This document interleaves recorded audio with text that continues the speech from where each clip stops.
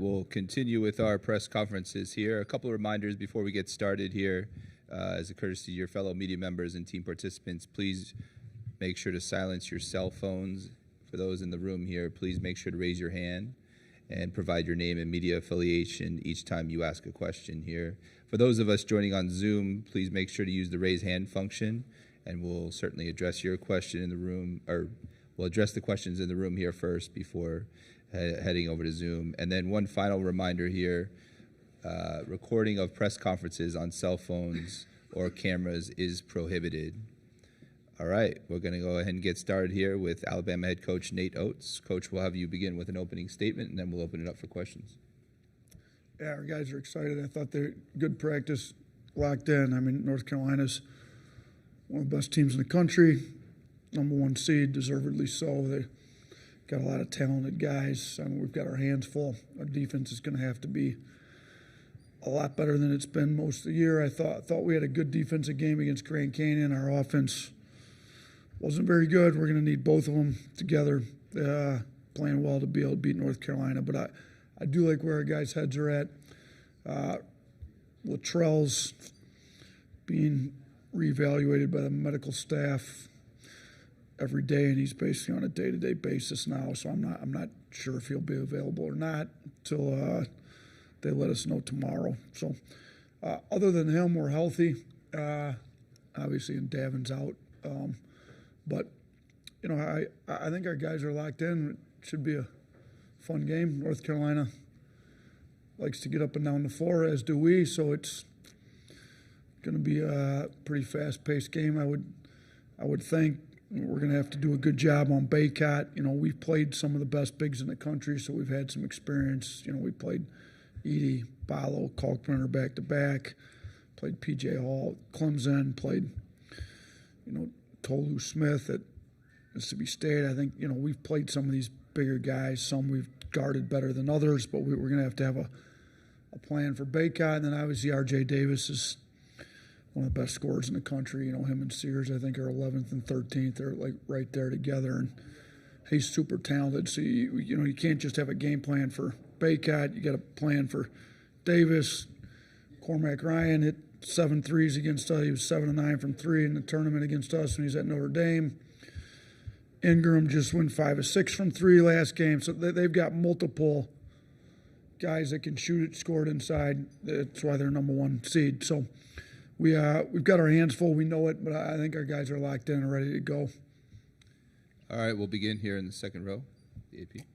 Oh, sorry, we'll move to the first row. Nick Kelly, Tuscaloosa News. Nate, Milwaukee, or Diabate, I should say, had, some really good minutes for you guys last game. Essentially, has he earned more playing time, or what do you think of the minutes he's done so far for you guys? Yeah, no, he has. I mean, he's been tough, physical. His attitude's been great. You know, we always know if we put him in, we can get some toughness. So we got to find a way to get him some minutes.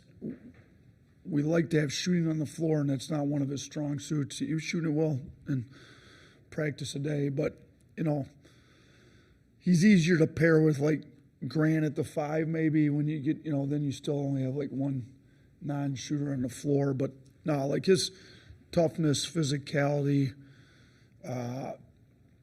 just kind of his will to win, you know. Like, yeah, he's probably earned some more minutes, but he's got to figure out ways to get them. And you know, based on how Reitzel is, and, you know, Reitzel's been cleared to play before and then not been able to play that many minutes. So based on Reitzel, even if he can play, if he doesn't play that many minutes, there's going to be some minutes available for Mo to be able to pick up. We'll go next to the third row. Hey, Ryan Hennessy, NBC 13 in Birmingham. 2, if I could. First one, today was the day 5 years ago that you were announced officially as the head coach of Alabama. To look back and just kind of talk about your 5 years and how special it's been, obviously the contract extension, and what's this meant to not just you but your family. And didn't even realize that March 27th it was, huh? You were announced that day, and then you were introduced the day after, I believe. 1 week after my oldest daughter's birthday. She didn't like wasn't a very good birthday present for her to move her from Buffalo to Alabama, but it's turned out to be pretty good.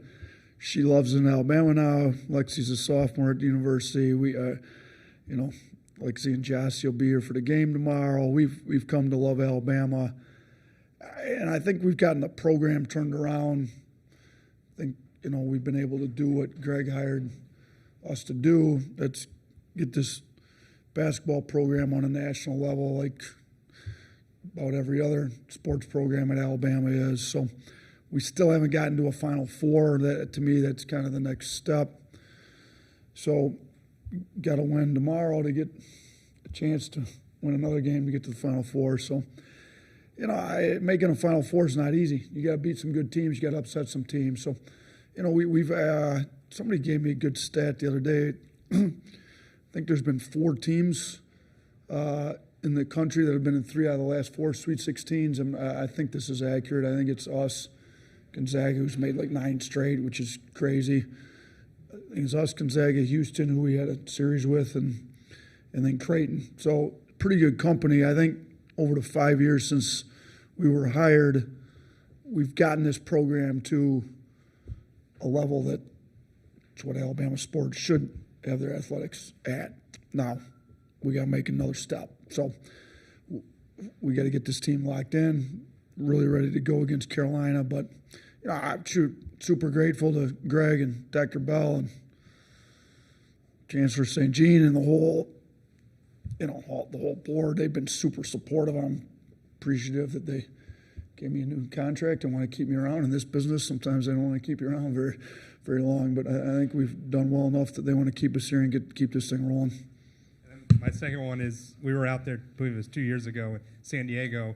When you see Cormac Ryan, I know you mentioned it, but oh boy, yeah, that was that was not one of our better NCAA tournament games.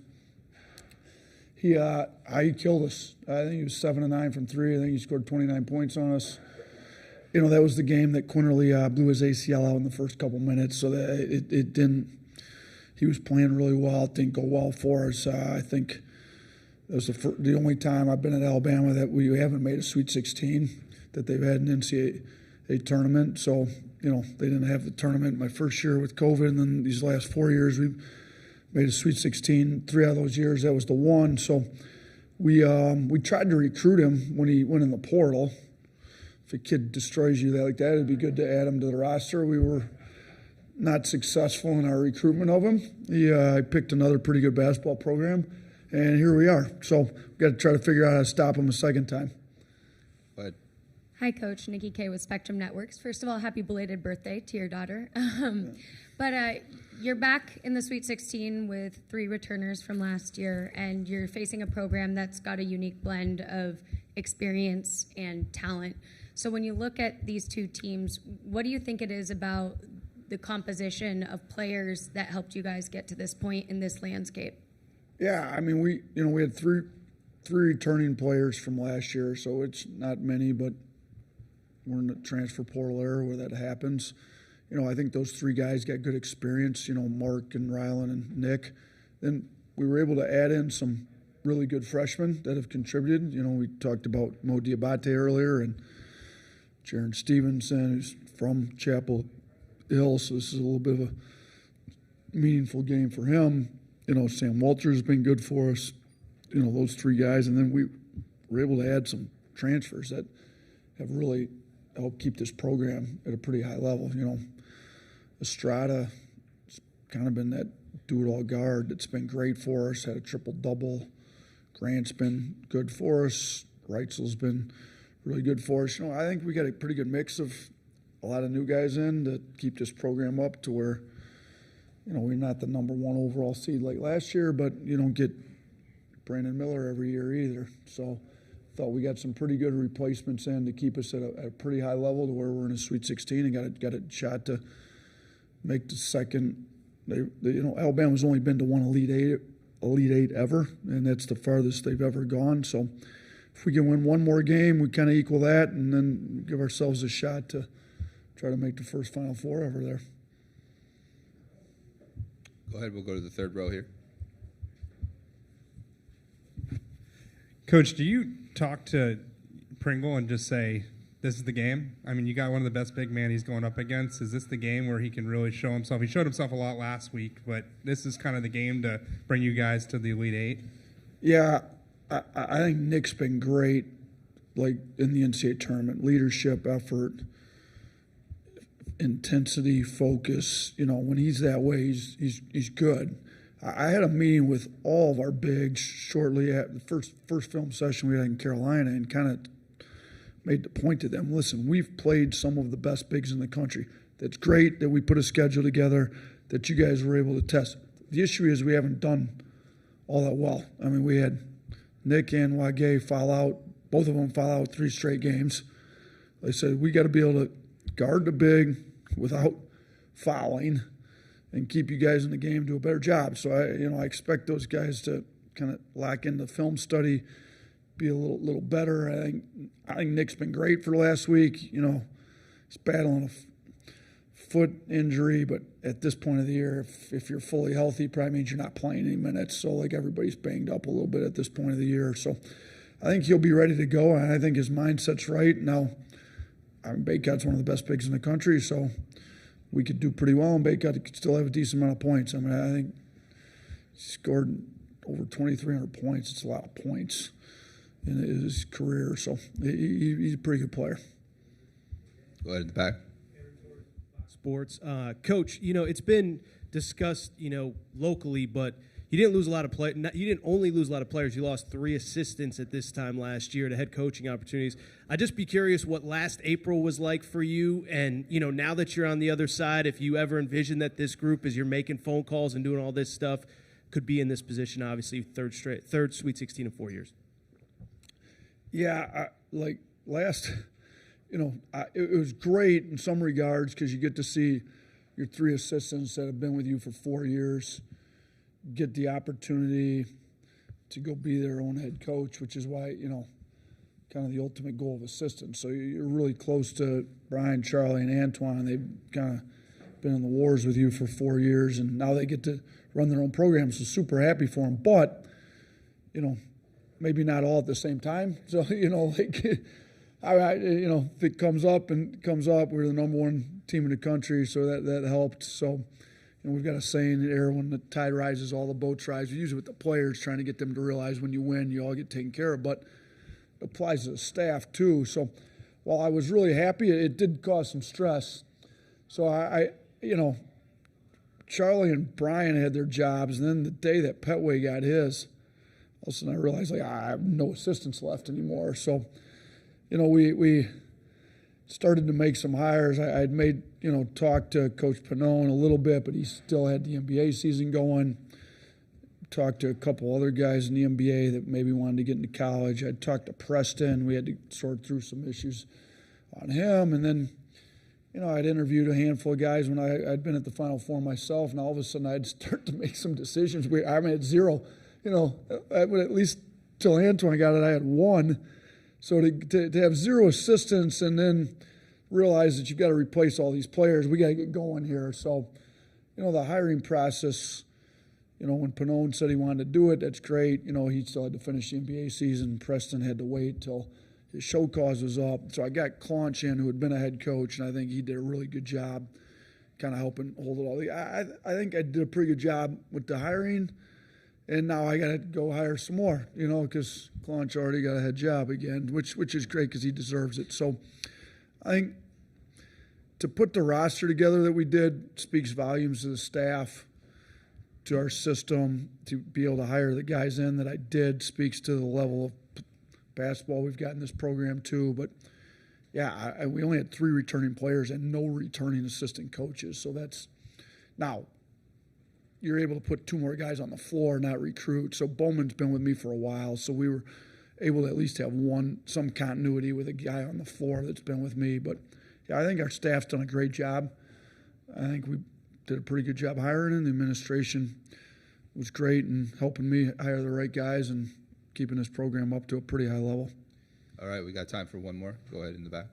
Cameron Salerno, CBS Sports. I know you mentioned earlier that you guys played one of your best defensive games in a while.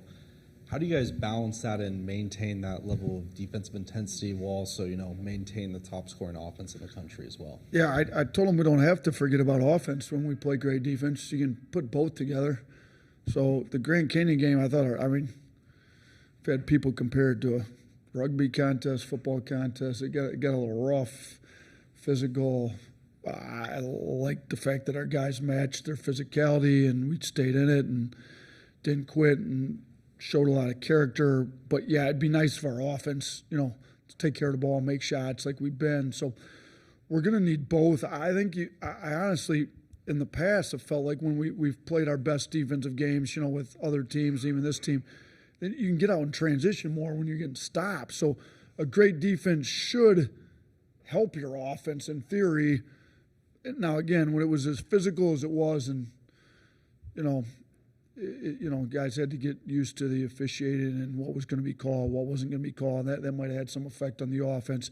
I think North Carolina is a pretty physical team, though, too, which, they've got a pretty good defense. So, we've got to get our offense back. We know that. We're not going to be able to hold Carolina to 60 points. It's not really who we are, and that's definitely not who they are. So, we're going to have to get an offense that's clicking like the number one offense in the country in order to have a chance to win this game. So we've made that point.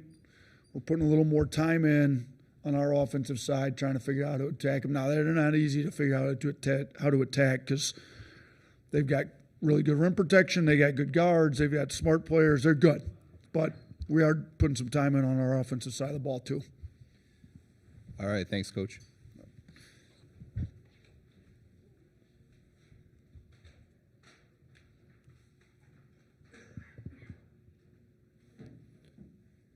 All right, coming up here, we'll have Alabama student athletes Mark Sears, Jarin Stevenson, and Nick Pringle.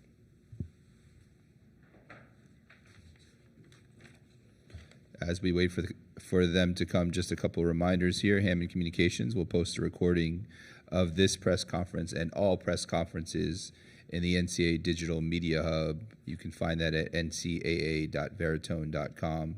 And transcripts will be provided by ASAP. They'll be posted shortly.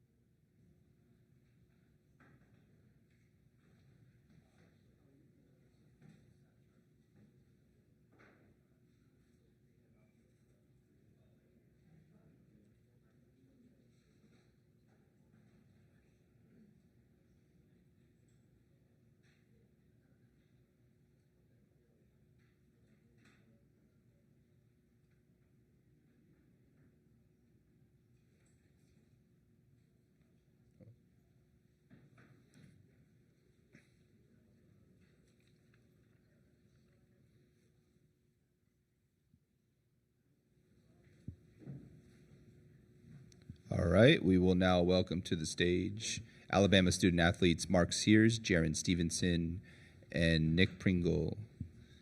We will go ahead and open it up for questions at this time. A reminder to state your name and affiliation. Do we have any questions for the student athletes? Go ahead there in the fourth row. For Nick, just one of the best bigs you're going to be going up against. Do you feel like you're ready to rise to the challenge tomorrow on a national stage? Yes, most definitely. I feel like our coaching staff, they put a lot of work and time into, getting us prepared for moments like this. We played a lot of games, to prepare us for this moment. 6 of these teams, we lost to previous in the season. So I feel like, getting back to that and, watching film, having more intent, and getting better and mentally tougher, and that eventually help us, with our end goal. We'll go next right here, first row. Yeah, this one's for Mark and for Nick. You guys were both around last season for the quadruple overtime game against North Carolina. Just what do you both of you guys remember about just kind of going through that game and just kind of the energy needed and just everything like that? What do you remember about last year's game? I mean, that game right there was a war, man. 4 overtimes. After the first 2 overtimes, it was like, man, when this thing gonna end? But it was definitely a fun matchup, especially from most of the same players being on the team we're going to go against, so we're looking forward for that matchup, and it's going to be a really fun game. Yeah, I would probably say that was definitely one of the longest games that I've been a part of. I didn't necessarily play that much that game, but, I had a role where I had to, bring energy and, talk up players and, make sure everybody was locked in for the right moment. We'll go next to the 4th row. Go ahead. So it's for Mark. When you guys are on the national stage, thousands of people are watching you. They're also watching and learn about your family. There was a thing with your mom. She shoots the free throw with you. What has it been like for your family, that experience, and her being on the national stage as well? They just soaking it all in.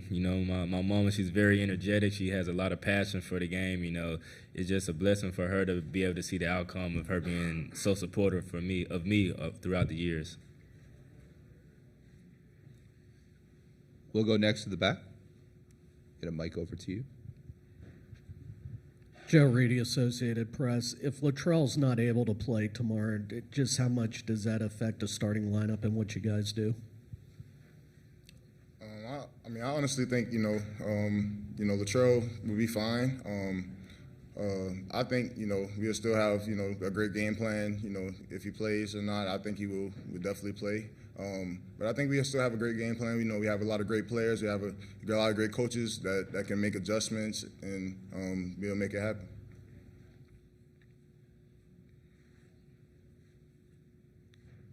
Go ahead. We'll go next to the first row.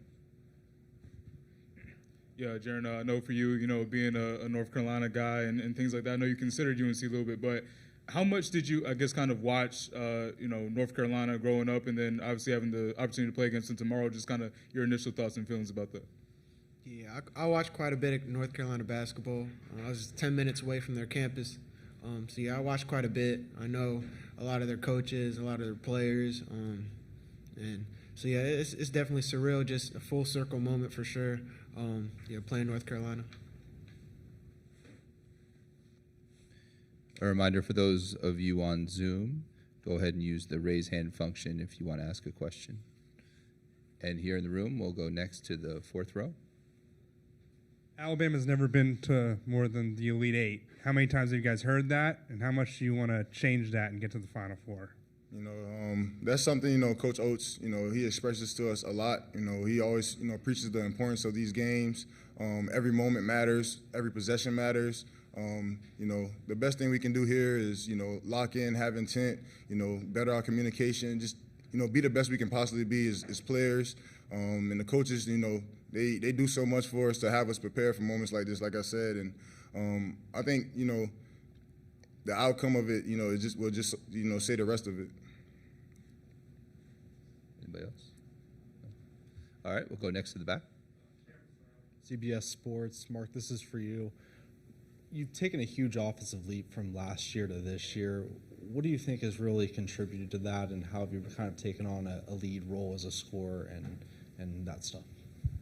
I'll say, really having that motivation from last year when we was the #1 seed and we got upset by San Diego State, and just having that feeling of, man, it was basically disappointing because we was the #1 seed and wanted to win the whole thing, Just having that motivation throughout that whole off season, just constantly putting the work and the hours, and no matter when I'm tired, just continuing to fight through it and be mentally tough, And I just had that mindset throughout the whole off season, And I couldn't have done it without my teammates right here. They're really great teammates. I wouldn't be myself without these guys. Do we have any other questions here in the room? Go ahead, here in the front row. Another one for you, Mark. Looking at kind of R.J. Davis and, obviously, the season he's having this year, when you look at him on film, what do you kind of identify as, some of the things that, makes him, either, difficult to guard, and just what kind of allows him, from your vantage point, to be successful on the court? I say he's a great player. He's a really great shot maker, tough shot maker. That's something that he's really great at.